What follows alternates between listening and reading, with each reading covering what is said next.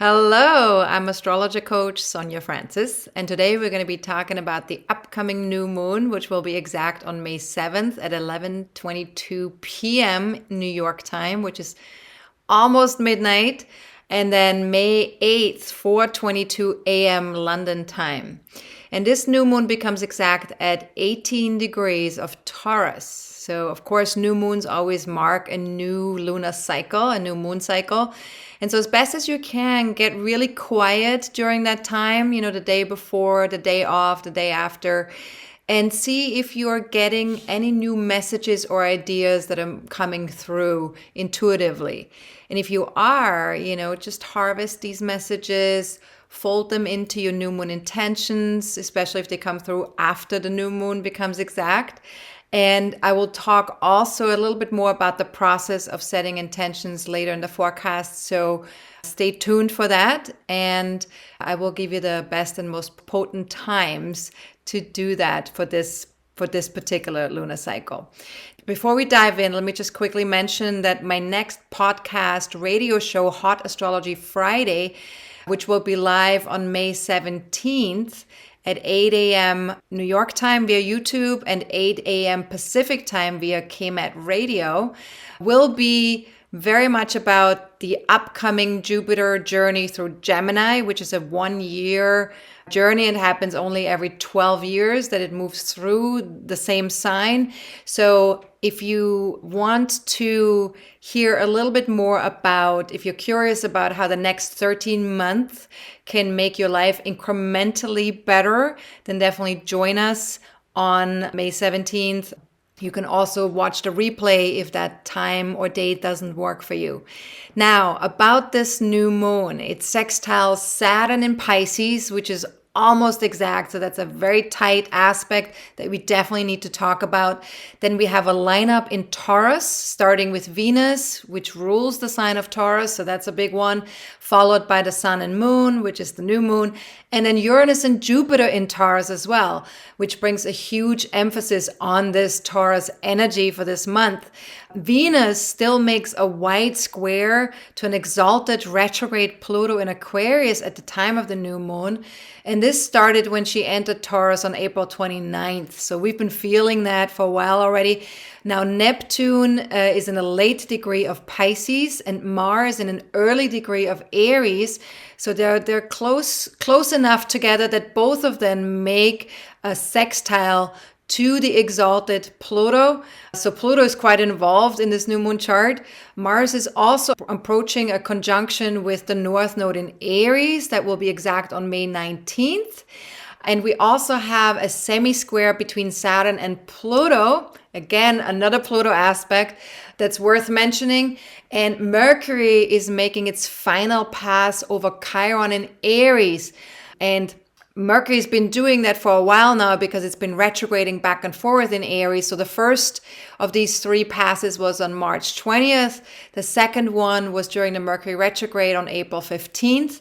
And the third and last one will be exact on May 6th, which is only 24 hours before the new moon becomes exact.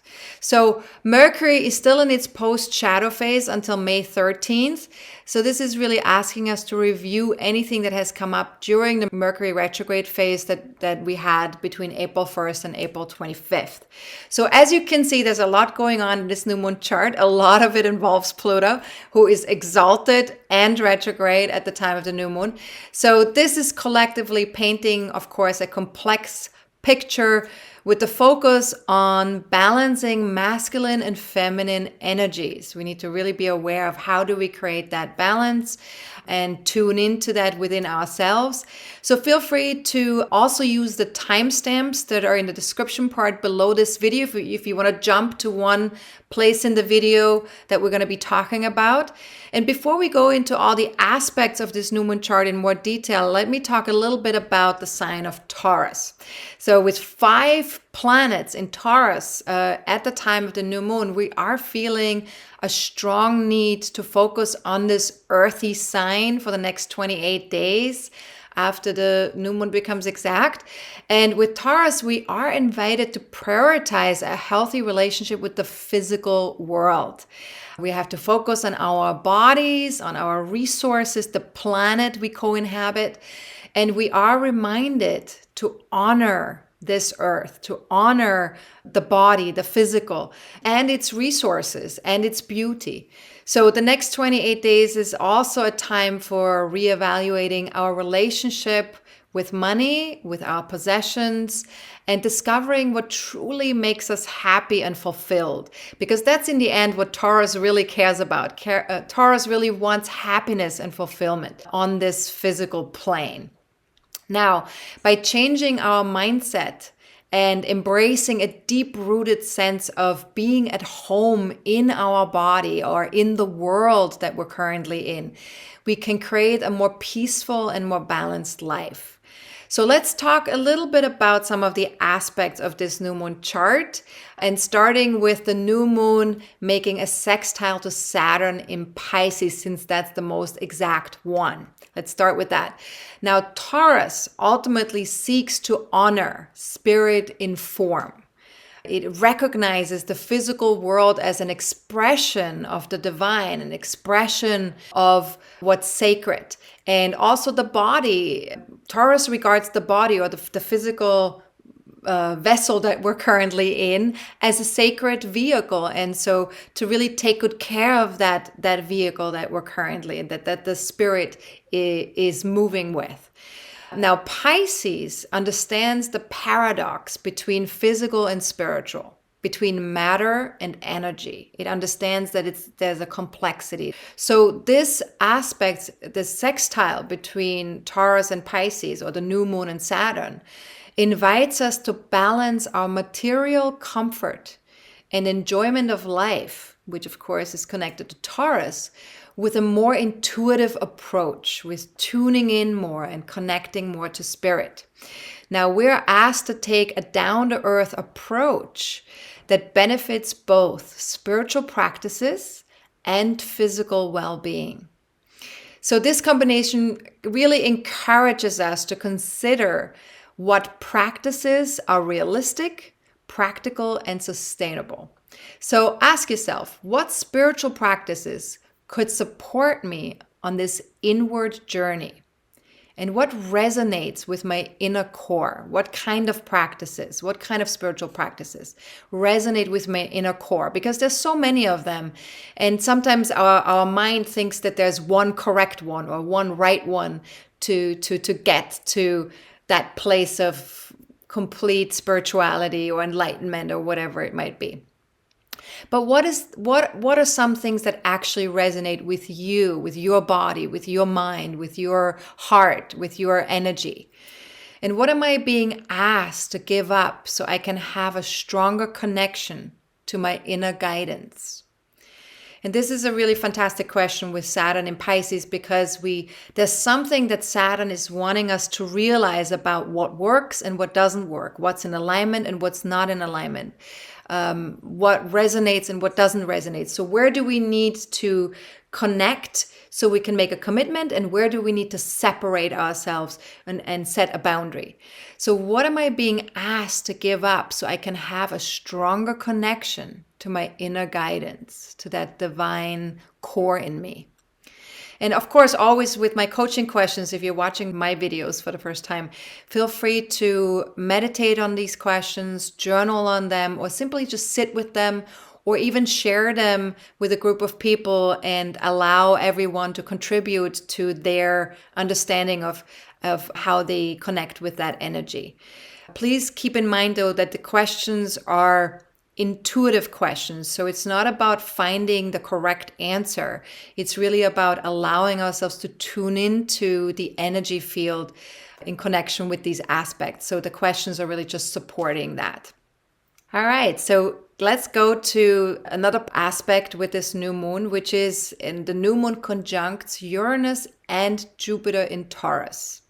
And this brings more awareness and emphasis to the Jupiter-Uranus alignment that began earlier this year already, was exact on April 20th, and is still going to be strong until May 19th. And Uranus and Jupiter will still be in Taurus, both of them together at the same time until May 25th.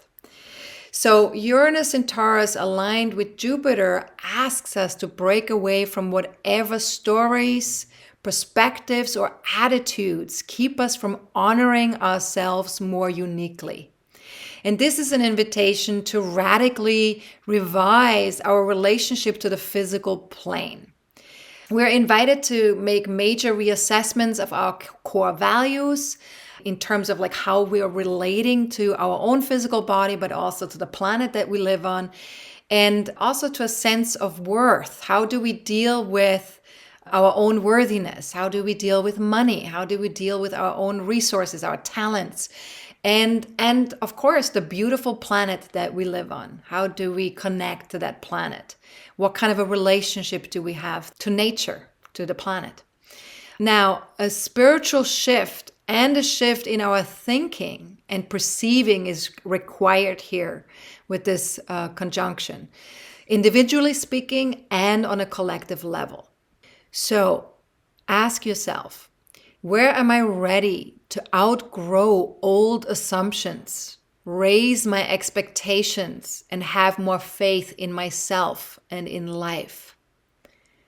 And is it time to break free from a narrative that doesn't serve me anymore? And if so, which one comes to mind? And again, this might be a great one to journal on. And then some more questions that can really tune you into that Jupiter-Uranus connection with the new moon. Where would a new mindset help over these next 28 days? Maybe we can experiment with what does a new mindset look like, and especially in connection with the physical world. Where do I need to think outside the box and try something radically different? And of course, that may require that we let go of our attachments, right? Because Taurus can be quite attached to things being comfortable, being the same as it's always been, being familiar. So where do I need to think outside the box and try something radically different?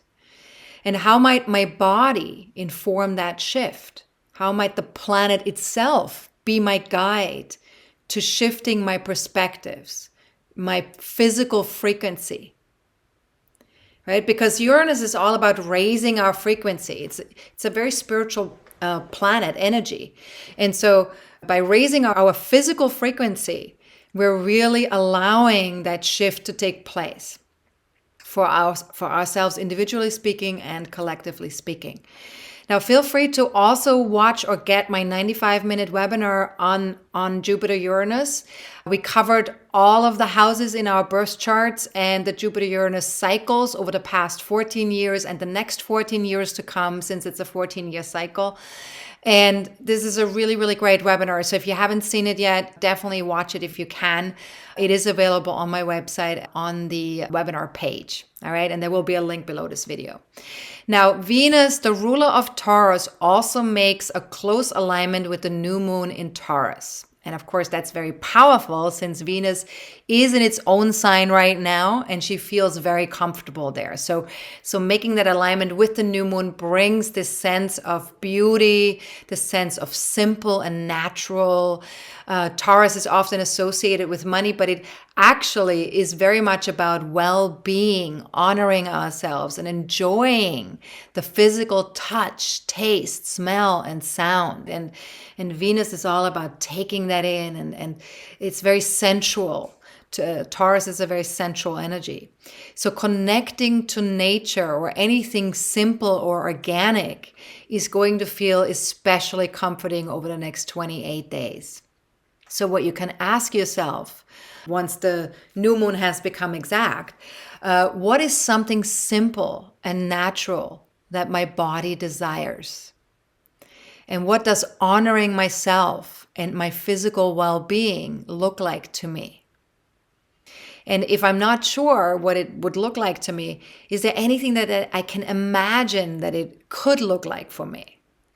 Now, Venus also makes a wide square to the exalted retrograde Pluto in Aquarius. And this square started when Venus entered Taurus on April 29th already. And this is asking us to stretch and grow. Like all squares, it's always a little bit uncomfortable aspect where we're being pushed to do something a little bit differently. And with an exalted Pluto in the mix, social interactions could be a little bit intense. So do your best to empower rather than disempower whenever possible. And ask yourself, where does my self-confidence currently come from? Does it come from within? Or is it connected to outside sources, to social sources? Does that empower me or create more fear and anxiety within or around me? So depending on where my self-confidence comes from, does that empower me? And what would it look like if I were more truthful and authentic in my connection with other people? And how about my connection to myself? And of course, we always have to remember every relationship starts with the relationship that you have with yourself. So if there is a disconnect between you and you, between me, myself, and I, if there's a disconnect there or the relationship is unhealthy, then other relationships will feel the impact of that. So really take a look at that for yourself. Now, Neptune is in 29 degrees of Pisces. This is an exalted degree, last degree of Pisces, and is sextiling an exalted retrograde Pluto in 2 degrees of Aquarius. And so this is an out of sign sextile, meaning that the planets involved are in signs that would normally not make a sextile. That would normally just be neighboring signs. But because of the late degree of Neptune and the early degree of this retrograde Pluto, the planets involved are less than 3 degrees apart from forming an exact sextile with each other. And Pluto is also retrograde, so they're actually moving towards each other right now. And so this aspect invites us to empower each other, show compassion, and mutually support each other, to really come from the heart and mutually support each other. We're also being invited to focus on what we actually have control over and surrender any fears or anxieties about the outside world and its social or political issues. And all of those things that we do not have control over. So we're really being invited to, first of all, be aware of, well, what do we have control over and what do we not have control over? And if whatever we don't have control over, which is most things in life, obviously, if any of that brings up fear or anxiety, to just allow ourselves to surrender that and to trust that there is a much bigger game at play, that there is a much bigger power that is guiding us, that is supporting us in our ascension process, in our transformative process on an individual level, but also on a collective level. And so by trusting that and by allowing ourselves to surrender to that process that is not under our control, we're actually doing ourselves and we're doing the collective a huge favor when we can do that. So ask yourself, how might meditation or mindfulness, simply being present in the now moment to all the energies inside and around me, support me with this process of surrender, this process of letting go, this process of trusting that all is well all of the time. Now, something to contemplate or journal on, might it make sense that my thoughts and behaviors have a direct impact on the energy field that we all co-inhabit? And what direct impact could it have on me if I were to disregard this interconnectivity? And could it empower me and the collective to heighten this awareness with all my interactions? So every time we're connecting with someone, whether that's a client or a family member or a spouse or even with yourself, just you're in a dialogue, could you just be 5% more aware of how whatever that interaction is impacting the energy field within you and around you? Now, Mars in Aries also makes a sextile to the exalted Pluto in Aquarius, which will be exact on May 3rd. So it's sort of like already past that at the time of the new moon, but we'll still be feeling that a little bit. And this is an opportunity to bring our individual drive, which is Mars, that's our masculine drive, to a larger cause, to something that supports our own and other people's future. And you can ask yourself with the sextile, what actions could I take now that will empower my vision for the future? And is there a larger cause that is calling to me right now? And how might trusting in the current transformative social and political shifts support my own journey? Now, Mars is also approaching a conjunction with the North Node in Aries, which will be exact after the new moon becomes exact, so on May 19th.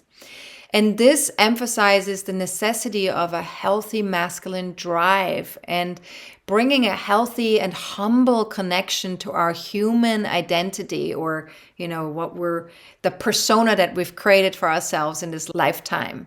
And in particular, bringing that healthy and humble connection when we engage with life. How do we show up? How do we show up for ourselves, for other people in life, with our projects, with our goals? And how can we bring a healthy and humble masculine to that engagement? Now ask yourself, what makes me feel alive and engaged? Where do I feel that sense of like, life's good, or yes, and I want to do this sense of excitement to some extent? What makes me feel that way? And what might a healthy relationship with my human identity look like, with that conditioned self? What would that look like if spirit and that human conditioning could work together, if that were a healthy relationship? And what might it look like if I had a healthy relationship with the masculine drives inside of me? So all this wanting to go after something, this action-oriented energy, this passionate, going after doing something in the outside world, achieving or going after something in the outside world. That's a very masculine thing. So what might it look like if I had a healthy relationship with the masculine drives inside of me? Now, these can also be sexual drives, by the way, or it can also be just asserting ourselves, just saying, this is me, or this is who I am. And the last question you can ask here is, how could honoring my inner feminine, so for example, this sense of allowing, right, which is a very feminine thing to do, just allow things to be as they are. And then also my inner creative, which is that life flow, that sense of flowing with things and connecting to the energy field. How can that support that masculine drive? So how could honoring my inner feminine and my inner creative support that masculine drive? So let's take a look at Saturn in Pisces still makes a semi-square to Pluto in Aquarius. And we experienced this aspect at the time of the last full moon already. So for those of you who are members, you remember us talking about that. This time, Pluto is already in retrograde motion. During the full moon, Pluto was still moving direct. So it's slightly different. We may feel this connection on a more internal level. So it feels a little bit more personal because something's connecting to us on a personal level with a retrograde planet. So over the next 28 days after the new moon becomes exact, ask yourself, what if I made an effort to practice being neutral about others? And this might sound easier than it is, actually, to be neutral about other people out there in the world, especially, the people we love to hate or people that we love to disagree with. What if I made an effort to practice being neutral about others? And what if I did the same with social or political events? practicing to be neutral. It's so powerful. It's such a powerful practice.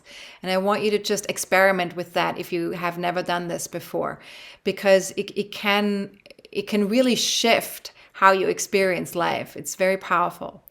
And what if I decided right now to make this a daily practice for the next 28 days? Practice being neutral. And what if events out there were nothing personal? What if they have nothing to do with me? If they're not personal, if they just are what they are, events out there in the world. And might that help me surrender my fears and stay connected to my inner core and to my inner knowing that all is well all of the time? So this is just something we can explore and experiment with over the next 28 days. And actually, you can start with that already before the new moon becomes exact, since this aspect is already been there at the time of the full moon as well. Now, Mercury is making its final pass over Chiron and Aries. That's the last thing I want to talk about. The first of 3 passes was on March 20th. The second one on April 15th during the Mercury retrograde phase. And the third one is exact on May 6th, only 24 hours before the new moon becomes exact. So think back to March 20th, April 15th, and if you're watching this after May 6th, then also May 6th, and ask yourself, what did I discover about my human identity or drives at that time? So human identity basically refers to the conditioned self. So whatever you call yourself, in my case, my name is Sonja. So the Sonja identity for me and my conditioning as Sonja would be my human identity. Right? So whatever that is for you, whatever your name is, whatever your human conditioning is in this lifetime. So what did I discover about my human identity or drives at that time? March 20th, April 15th, and if you're watching this after May 6th, also on May 6th. And did I experience any triggers? Did something get triggered in me? My mind, or a conversation, or a connection with someone? And then keep in mind, when we talk about triggers, our past wounding and also our ancestral wounding makes us more sensitive to certain things, and that's why we get triggered. So triggers are very often connected to something that's maybe not even conscious, something has happened in the past. It could have even happened to someone else in your family, and you're just unconsciously connecting to that trigger, because a lot of times these woundings are handed down from generation to generation. Now, what was I able to communicate about myself and my sensitivities on those dates? Like, what was I able to communicate about myself and my sensitivities? Was there anything I was not able to share? Was there anything that I would have maybe liked to share or felt uncomfortable sharing that maybe now is time for me to talk about? Now, Mercury and Chiron's alignment really encourages us to express our flaws, insecurities, and sensitivities, because that's what helps them heal. And so Chiron knows that healing can only come from bringing it into our awareness and allowing it to be exactly as it is. So that's the healing journey of Chiron. And when Mercury is there, it's connected to speaking up. It's connected to communication. It's connected to sharing. Now, when we share from a place of neutrality and acceptance, it feels really soothing. It feels humbling. And it allows us to appreciate our own humanity and also do the same for other people. And this is really powerful. This is what heals not just ourselves, but also everyone that we get in contact with, or even the collective. So our imperfections that we have ourselves, if we can connect to them in a kind and compassionate way, they can really open our own heart, other people's hearts. They can create compassion, and that heals everyone's wounds and sensitivities, including our own. So ask yourself, could I love myself because of those so-called imperfections and sensitivities? And double check, does blaming or judging myself for being imperfect or overly sensitive actually serve me? Is that helpful? And how about when I do that to other people? Is it helpful when I do that to other people? So who's served really when I do this? And could I be open to the possibility that my imperfections and sensitivities, whether they are physical, mental, emotional, or spiritual in nature, that they exist to serve not only my own personal evolution, but also that of humanity? That this is there and in place on purpose, that it is there for that reason, that we learn to heal and learn to heal ourselves and others. And if that were true, what else would need reevaluating? So these are some really, really, really powerful questions. And if you want to have access to my questions in writing, if you want to journal with them and work with them, they are available via my New Moon in Taurus article, which is on my website. This article is available in full to all my members. A part of the article is also available to the public. If you would like to have access to the whole article, you can currently get a monthly universal membership for free. The first month is for free and you can cancel it anytime if you don't like it. It includes daily forecasts that I send to you via email and many other things, articles, videos. So it's a really valuable membership to have if you're interested in aligning yourself energetically with what's going on astrologically speaking. So feel free to check that out. And then to sum it all up for this new moon, honoring Earth and our physical experience is crucial for our happiness and for our inner fulfillment. And with so many planets in Taurus, it reminds us that happiness is definitely an inner state. It's not about how much we have, how many possessions, or how much money. It's very much about finding that inner state of happiness. And so as best as you can, find appreciation and inner fulfillment wherever you can. Find it in small things, just looking at a beautiful flower, a beautiful tree, or touching, a soft fabric that you love, or tasting a really fresh organic fruit. Anything that makes your heart sing, or your taste buds go into a spasm or orgasm. Any of those things. Just that's really what Taurus is all about, is finding that appreciation and fulfillment with nature, with life. And so this new moon helps us transcend old mindsets around money, self-esteem, and security.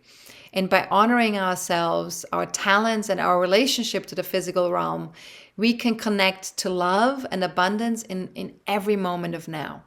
So ask yourself, what would I need to add or subtract from my life currently to better experience it as peace, abundance, and radiant love?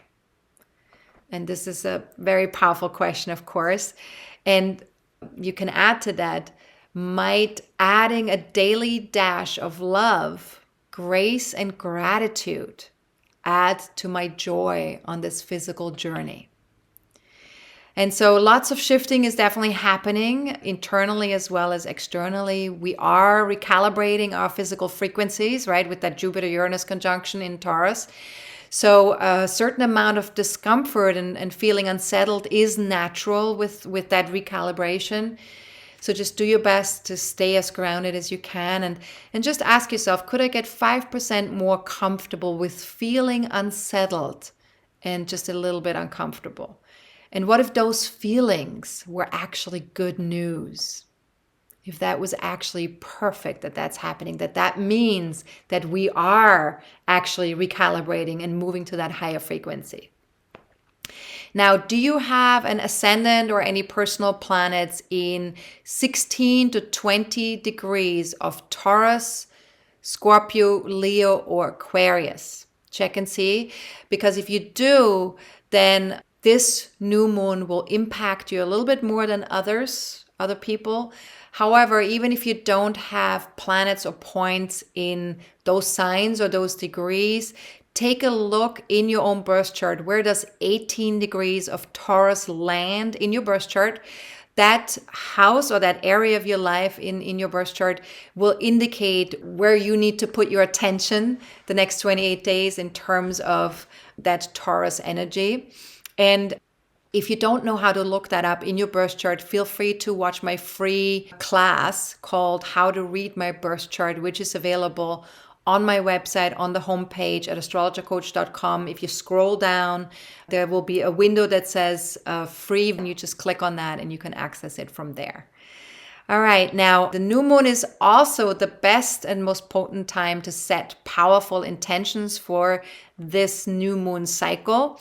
And this is best done soon after the new moon becomes exact, and definitely not during a moon void, of course, phase. So therefore, this month, the best and most potent time would be between 11:22 p.m. on May 7th and 11:22 p.m. on May 9th, those 48 hours. The only exception is within those 48 hours, there will be a 1.5 hour period where the moon will be void, of course, and this will be on May 8th between 5:55 p.m. and 7:20 p.m. And all of those times are given in US East Coast time, New York time. Okay, so if you need to translate these time zones into your own time zone, if you don't live in US Eastern Daylight Savings Time, then join my Facebook fan page or follow me on X, or formerly known as Twitter. I will be posting reminders on May 7th, 8th, and 9th to let you know that it's the best time to set your intentions when I'm in that moment. And if you need a little bit more information about setting new moon intentions, feel free to read my new moon intentions article. There will be a link below this video to access that article as well. And that's about it. Have a fantastic new moon. If you are a member, I will see you again in about 2 weeks for the full moon video, so we can see how far we've come with setting our new moon intentions. And if you're not yet a member of my online community, I will either connect with you on May 17th for my next Solidity Today radio show podcast, or you can also join us on May 22nd for my next forecasting forum, which is a 90-minute webinar where we'll be talking about all the current shifts and changes that are currently going on. And if I don't see you on any of those dates, I will see you in about 4 weeks for my next new moon video. All right, much love, and as best as you can, as always, take really good care of your physical, emotional, mental, and spiritual well-being. Have a good one. I'm astrologer coach Sonja Francis. Goodbye.